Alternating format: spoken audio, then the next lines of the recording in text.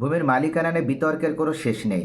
জমির মালিকানা কিসের ভিত্তিতে নির্ধারিত হবে সেটা বাংলাদেশে সেই যুগ যুগ ধরে এই বিতর্কটা চলে আসছে। এমনকি কোনো ভূমি মালিক মনে করে দলিলের মাধ্যমে নির্ধারিত হবে, কেউ মনে করে খতিয়ানের মাধ্যমে, কেউ মনে করে রেকর্ডের ভিত্তিতে, আবার কেউ মনে করে যে দখলের ভিত্তিতে।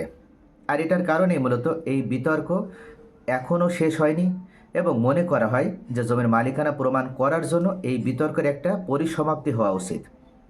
এর পূর্বে বাংলাদেশে যখন যে সরকার এসেছে তারা বিভিন্ন সময় ভূমি আইন চালু করার মাধ্যমে এই বিতর্কের পরিসমাপ্ত ঘটানোর চেষ্টা করেছে, তবে কখনও বিতর্কের পরিসমাপ্তি কেউ ঘটাতে পারেনি। নতুন নতুন ভূমি আইন নিয়ে এসেছে ভূমি মালিকদের সুবিধা দেওয়ার জন্য, জনগণের হয়রানি থেকে মুক্তি দেওয়ার জন্য, দুর্নীতিমুক্তভাবে ভূমি সেবা নিশ্চিত করার জন্য। এরপরও কখনও এই বিতর্কের পরিসমাপ্তি ঘটাতে পারেনি।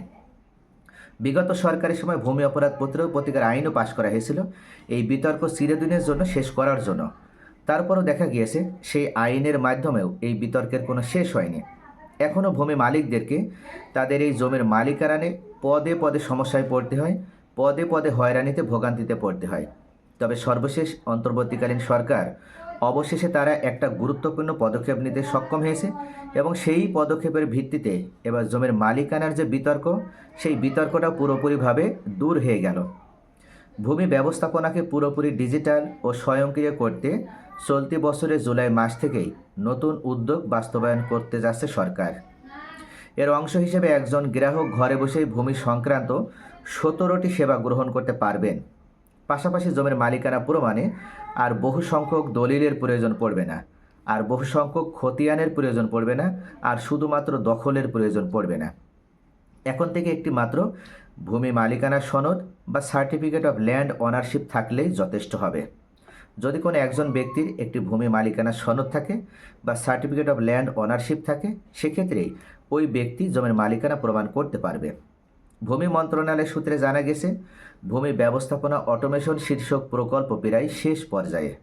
এই প্রকল্পের আওতায় যে 17টি ডিজিটাল সেবা চালু হতে যাচ্ছে তার মধ্যে রয়েছে ই মিউটেশন, রিভিউ ও আপিল মামলা ব্যবস্থাপনা, অনলাইন ভূমি উন্নয়ন কর, রেন্ট সার্টিফিকেট মামলা, মিউটেশন খতিয়ান, ডিজিটাল ল্যান্ড রেকর্ড, মৌজা ম্যাপ ডেলিভারি, মিস মামলা ব্যবস্থাপনা, খাস জমি ব্যবস্থাপনা, দেওয়ানি মামলার তথ্য, হাট বাজার ও জলমহল ব্যবস্থাপনা, বালু ও চা বাগান ব্যবস্থাপনা, ভিপি বা ভেস্টেড প্রপার্টিজের সম্পত্তি এটার ব্যবস্থাপনা, ভূমি অধিগ্রহণ অর্থাৎ সরকারের পক্ষ থেকে যখন কোনো প্রকল্প বাস্তবায়নের জন্য ভূমি অধিগ্রহণ করা হয় সেই অধিগ্রহণের ক্ষেত্রে একটা নীতিমালা নিয়ে আসা হচ্ছে, এবং অভ্যন্তরীণ বাজেট ব্যবস্থাপনা আরও ইত্যাদি বেশ কয়েকটি গুরুত্বপূর্ণ বিষয়। অর্থাৎ এখন থেকে ভূমি মালিকগণ এবং সরকার জায়গা জমি সংক্রান্ত বিষয়ে গুরুত্বপূর্ণ এই 17টি সেবা তারা সম্পূর্ণ অনলাইন প্ল্যাটফর্মের মাধ্যমে বা অটোমেশন সিস্টেমের আওতায় এই সেবাগুলো পুরোপুরিভাবে তারা নিশ্চিত করতে পারবে। এই সেবাগুলো ল্যান্ড ইনফরমেশন সার্ভিস ফ্রেমওয়ার্ক নামের একটি সফটওয়্যারের মাধ্যমে একই কাঠামো এনে আন্তঃপরিচালনযোগ্য ডাটাবেজে সংযুক্ত করা হবে, যাতে অন্যান্য সরকারি সেবার সঙ্গে সমন্বয় করা যায়। অর্থাৎ এই সেবাগুলোকে এমন একটা ফ্রেমে বা এমন একটা সফটওয়্যারের মাধ্যমে নিয়ে আসা হবে, একটা ওয়েবসাইটের মাধ্যমে নিয়ে আসা হবে, যেটার মাধ্যমে একজন ভূমি মালিক যদি এই সফটওয়্যারে প্রবেশ করে বা ওয়েবসাইটে প্রবেশ করে তাহলে তিনি একই সাথে এই সেবাগুলোর প্রত্যেকটা সেবা তিনি গ্রহণ করতে পারবে এবং সুনির্দিষ্ট নীতিমালার ভিত্তিতে উনি সেবা প্রাপ্তি নিশ্চিত করতে পারবে। এমনকি পৃথিবীর যে কোনো প্রান্তে অবস্থান করেই তিনি এই সেবা অনলাইন প্ল্যাটফর্ম ইউজ করেই গ্রহণ করতে পারবেন। এমনকি বর্তমানে প্রবাসীরা যারা রয়েছে তাদের ক্ষেত্রে দেখা যায় নামজারি সংক্রান্ত বিষয়, এছাড়া ভূমি উন্নয়ন কর সংক্রান্ত বিষয়ে হোল্ডিং অ্যাপ্রুভালের ক্ষেত্রে ব্যাপকভাবে ঝামেলায় পড়তে হয়। এই সমস্যা স্থায়ীভাবে নিরসনের জন্য এবং তার নামজারি প্রক্রিয়া স্থায়ীভাবে সহজীকরণ প্রক্রিয়ার মধ্য দিয়ে সমাধানের জন্য এই ল্যান্ড অটোমেশন সিস্টেমের আওতায় 17টি সেবা চালু করা হচ্ছে। ভূমি স্মার্ট কার্ড চালুর যে পরিকল্পনা নিয়েছে সরকার, এই কার্ডে জমির প্রকৃত মালিকের পরিচয় থাকবে এবং এটি থাকলে তার জমির মালিকানা প্রমাণে বর্তমানে যে কাগজপত্রের প্রয়োজন হয়, বিশেষ করে দলিলের প্রয়োজন হয়, রেকর্ড খতিয়ানের প্রয়োজন হয়, দখলের প্রয়োজন হয়, বা অনেক সময় কোনো ব্যক্তি যদি কোর্ট থেকে ডিক্রি বা রায়ের কপির মাধ্যমে জমির মালিকানা পেয়ে থাকে তাহলে তার সে রায়ের কপিরও প্রয়োজন হয়।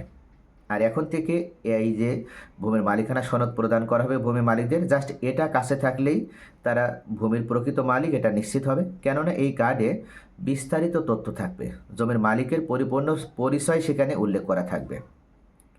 ভূমি মালিকানা ও ব্যবহার আইন 2023 এই উদ্যোগের বিধান রাখা হয়েছিল, বিগত সরকার রেখেছিল, কিন্তু তারা এটা কার্যকর করেনি।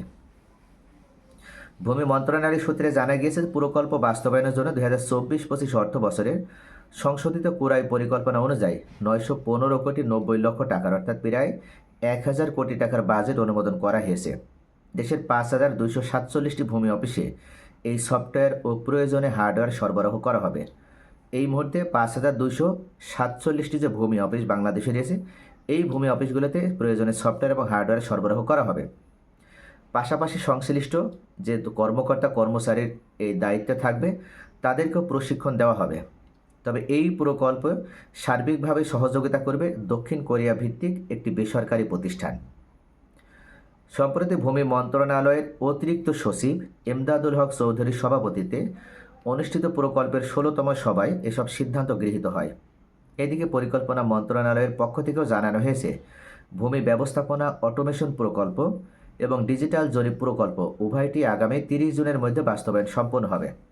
চলতি মাসের এই 30 জুনের মধ্যে উভয় বিষয়টি কিন্তু বাস্তবায়িত হবে, অর্থাৎ একই সাথে দুইটি কার্যক্রম গ্রহণ করেছে সরকার, একটি অটোমেশন প্রকল্প এবং আরেকটি হচ্ছে ডিজিটাল জরিপ প্রকল্প।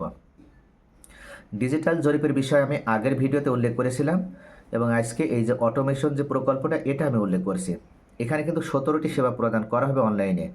আবার ডিজিটাল যে প্রকল্প, সেই ডিজিটাল প্রকল্পের মাধ্যমে এখন থেকে বাংলাদেশে প্রত্যেকটা মৌজায় উপস্থিত হয়ে ডিজিটাল জরিপ কার্যক্রম পরিচালিত হবে।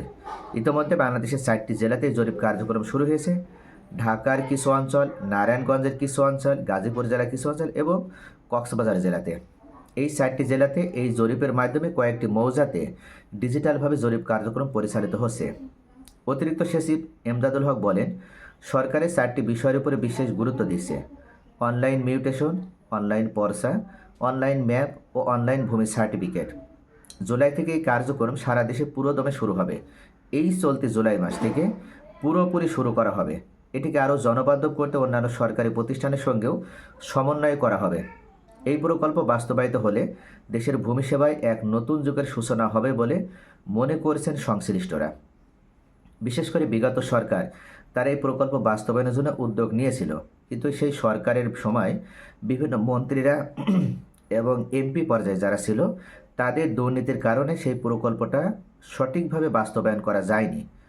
তৎকালীন ভূমিমন্ত্রী জনাব সাইফুজ্জামান চৌধুরী উনি মূলত এমন একটা ন্যারেটিভ তৈরি করেছিল যে দলিল যার জমিদার, আর এই ন্যারেটিভকে ব্যবহার করে উনি মানুষের সেন্সিটিভকে, মানুষের ইমোশনকে কাজে লাগিয়ে উনি লক্ষ লক্ষ নয় কোটি কোটি ডলার এই মুহূর্তে উনি বিদেশে পাচার করার মাধ্যমে উনি টাকার পাহাড় গড়ে তুলেছিলেন।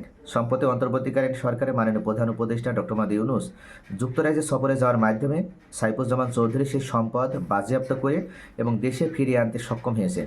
আর এভাবে এই ব্যক্তির দুর্নীতির কারণেই মূলত এই প্রকল্পগুলো বাস্তবায়িত হয়নি, বা প্রকল্প উদ্যোগ নিলেও খসড়া প্রস্তুত হলেও শেষ পর্যন্ত আটকে গিয়েছিল। নতুন করে অন্তর্বর্তীকালীন সরকার এই উদ্যোগ নিয়েছে। এখন অন্তর্বর্তীকালীন সরকার জুলাই থেকে এই উদ্যোগগুলো নেওয়ার মাধ্যমে এই কার্যক্রমগুলো ইতোমধ্যে বাংলাদেশে বাস্তবায়নের সার্বিক কার্যক্রম শেষের দিকে 1 জুলাই থেকে প্রত্যেকটা ভূমি মালিককে তাদের মালিকানার প্রমাণের জন্য ল্যান্ড অনারশিপ কার্ড বা certificate of land ownership card প্রদানের ব্যবস্থা করা হচ্ছে।